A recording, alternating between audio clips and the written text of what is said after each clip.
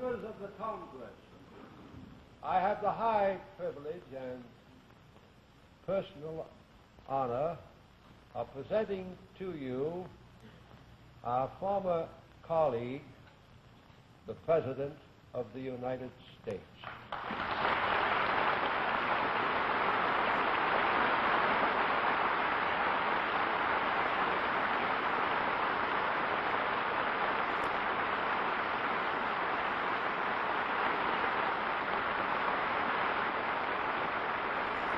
Mr. Speaker.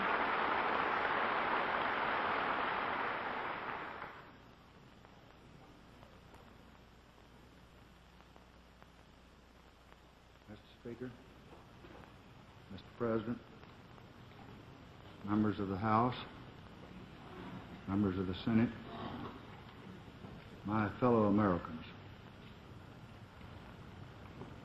all I have, I would have given gladly not to be standing here today. The greatest leader of our time has been struck down by the foulest deed of our time. Today, John Fitzgerald Kennedy lives on in the immortal words and works that he left behind. He lives on in the mind and memories of mankind. He lives on in the hearts of his countrymen. No words are sad enough to express our sense of loss. No words are strong enough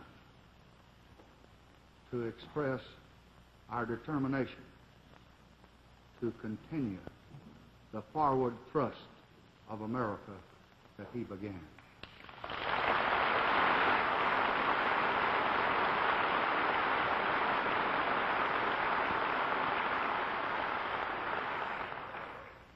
The dream of conquering the vastness of space, the dream of partnership across the Atlantic and across the Pacific as well, the dream of a Peace Corps in less developed nations, the dream of education for all of our children, the dream of jobs for all who seek them and need them, the dream of care for our elderly, the dream of an all-out attack on mental illness, and above all, the dream of equal rights for all Americans, whatever their race or color.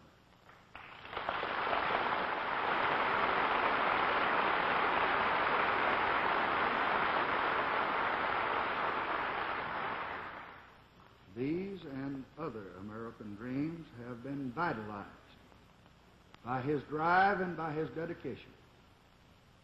And now the ideas and the ideals which he so nobly represented must and will be translated into effective action.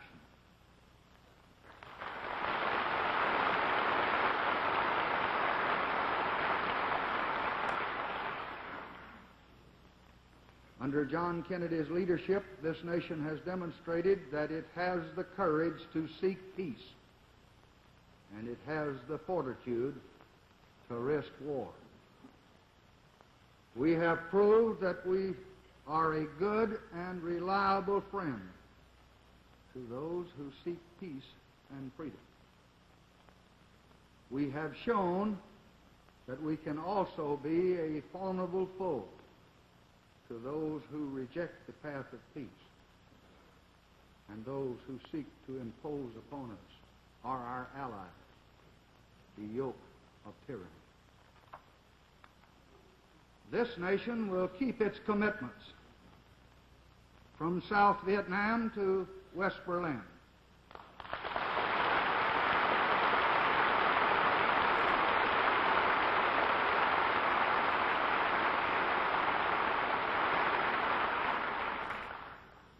We will be unceasing in the search for peace, resourceful in our pursuit of areas of agreement, even with those with whom we differ, and generous and loyal to those who join with us in common cause.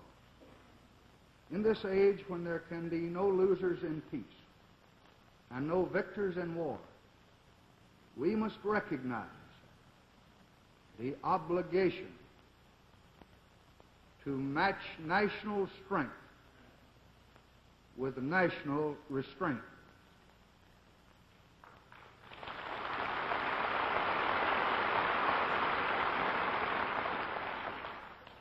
We must be prepared at one and the same time for both the confrontation of power and the limitation of power. We must be ready to defend the national interest and to negotiate the common interest. This is the path that we shall continue to pursue. Those who test our courage will find it strong, and those who seek our friendship will find it honorable. We will demonstrate anew that the strong can be just in the use of strength, and the just can be strong in the defense of justice. And let all know we will extend no special privilege and impose no persecution. We will carry on the fight against poverty and misery and disease and ignorance in other lands and in our own. We will serve all the nation, not one sector or one sector or one group, but all Americans.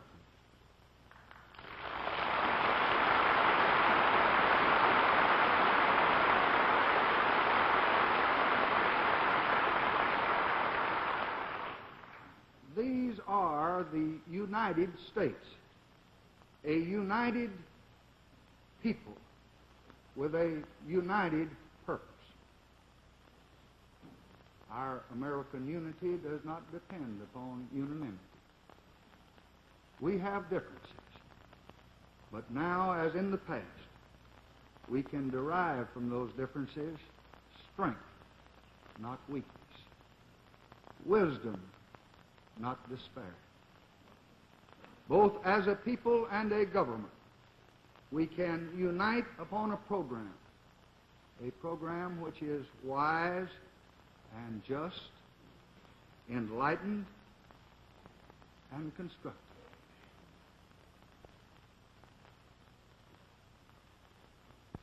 For 32 years, Capitol Hill has been my home. I have shared many moments of pride with you.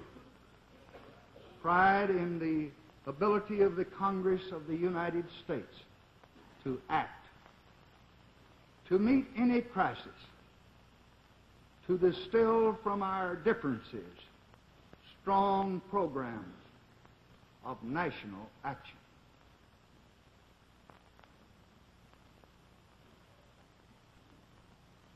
An assassin's bullet has thrust upon me the awesome burden of the presidency. I am here today to say I need your help. I cannot bear this burden alone. I need the help of all Americans in all America.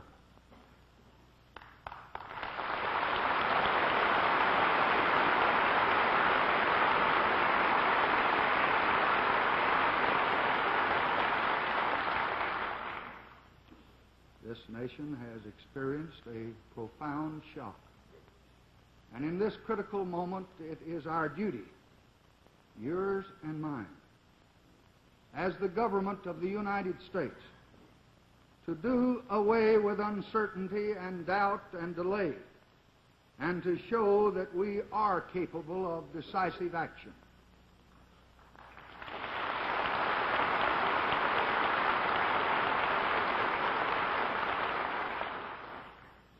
That from the brutal loss of our leader, we will derive not weakness, but strength. That we can and will act, and act now. From this chamber of representative government, let all the world know and none misunderstand that I rededicate this government to the unswerving support of the United Nations.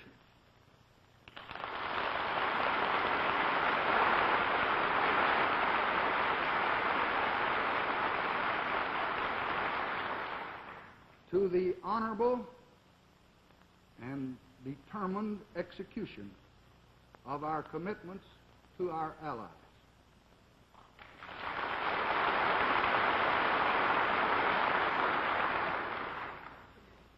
To the maintenance of military strength second to none.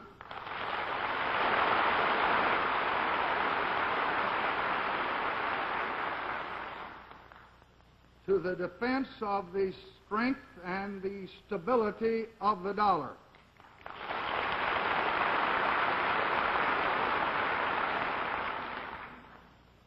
To the expansion of our foreign trade.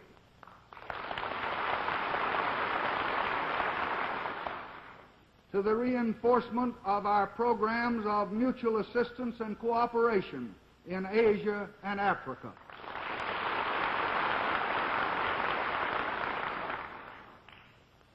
And to our alliance for progress in this hemisphere.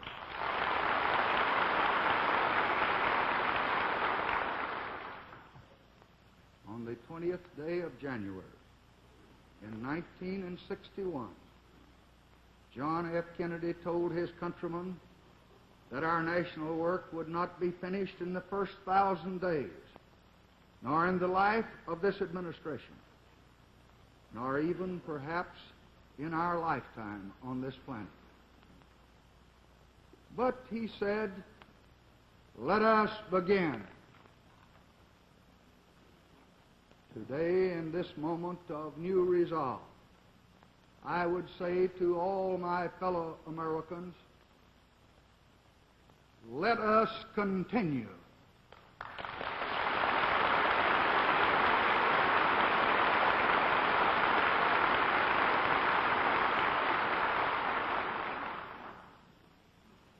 This is our challenge, not to hesitate, not to pause, not to turn about and linger over this evil moment, but to continue on our course so that we may fulfill the destiny that history has set for us.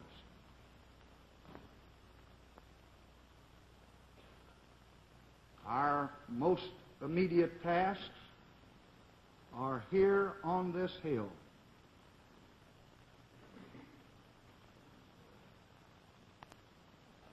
First, no memorial oration or eulogy could more eloquently honor President Kennedy's memory than the earliest possible passage of the Civil Rights Bill for which he fought so long.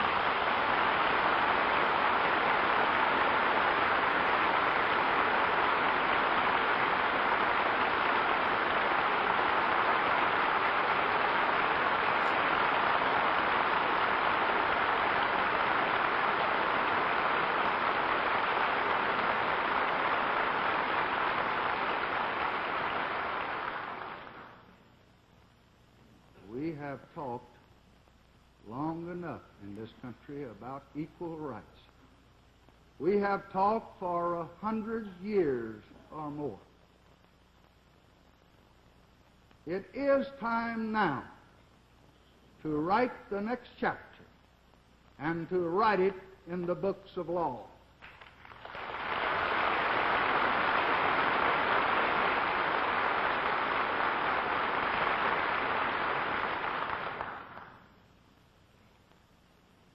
urge you again, as I did in 1957 and again in 1960, to enact a civil rights law so that we can move forward to eliminate from this nation every trace of discrimination and oppression that is based upon race or color.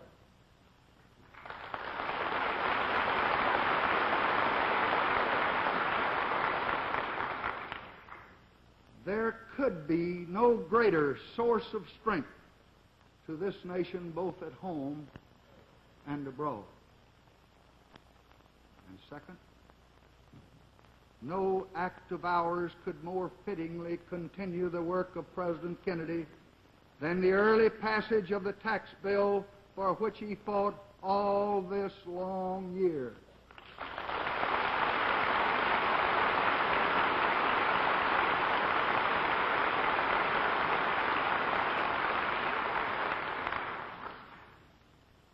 This is a bill designed to increase our national income and federal revenue and to provide insurance against recession. That bill, if passed without delay, means more security for those now working, more jobs for those now without them, and more incentive for our economy. In short, this is no time for delay. It is a time for action.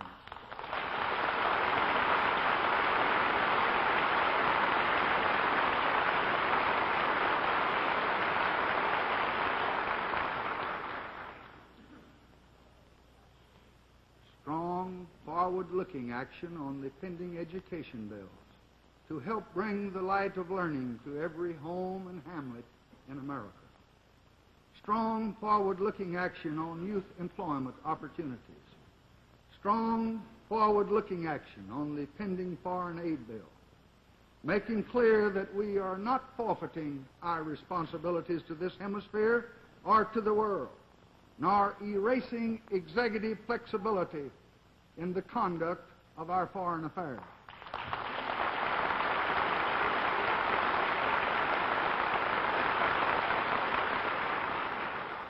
And strong, prompt, and forward-looking action on the remaining appropriation bills.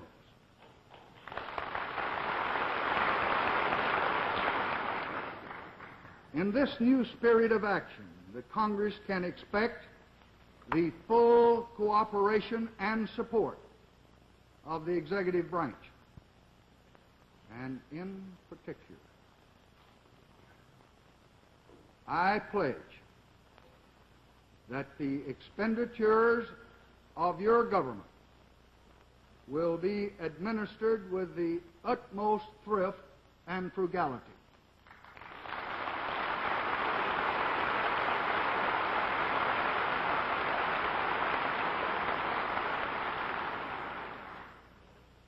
I will insist that the government get a dollar's value for a dollar spent.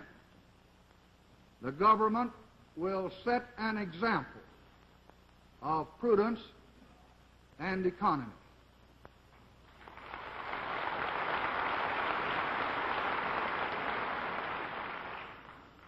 This does not mean that we will not meet our unfilled needs or that we will not honor our commitments. We will do both.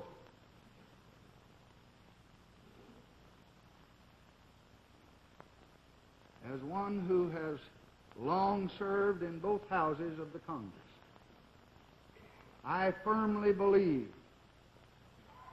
in the independence and the integrity of the legislative branch.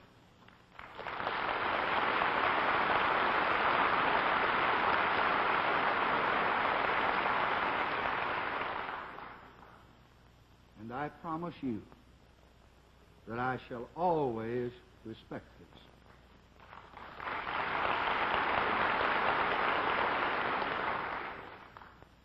It is deep in the marrow of my bones. with equal firmness, I believe in the capacity and I believe in the ability of the Congress, despite the divisions of opinions which characterize our nation, to act wisely, to act vigorously, to act speedily when the need arises. The need is here. The need is now. I ask your help. We meet in grief, but let us also meet in renewed dedication and renewed vigor. Let us meet in action, in tolerance, and in mutual understanding. John Kennedy's death commands what his life conveyed, that America must move forward.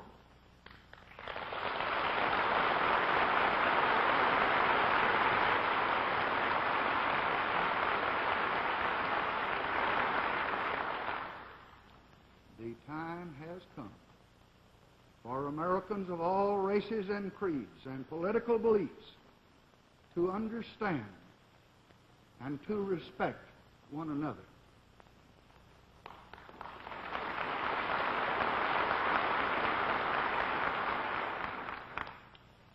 So let us put an end to the teaching and the preaching of hate and evil and violence.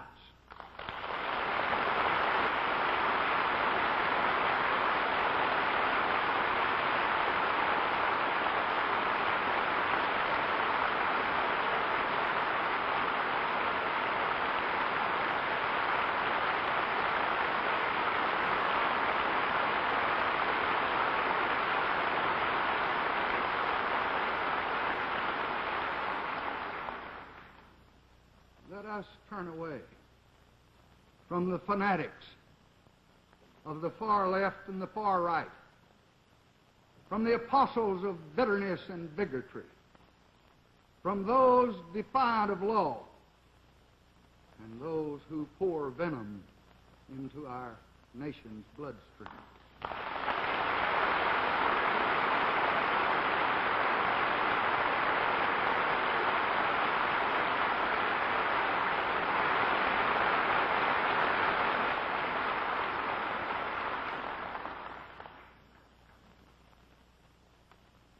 I profoundly hope that the tragedy and the torment of these terrible days will bind us together in new fellowship, making us one people in our hour of sorrow. So let us here highly resolve that John Fitzgerald Kennedy did not live or die in vain.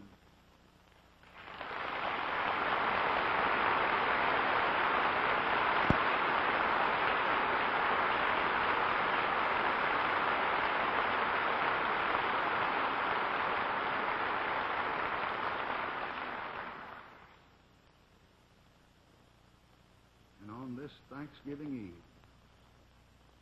as we gather together to ask the Lord's blessing and give Him our thanks, let us unite in those familiar and cherished words: America, America, God shed His grace on thee and crown thy good with brotherhood from sea to shining sea.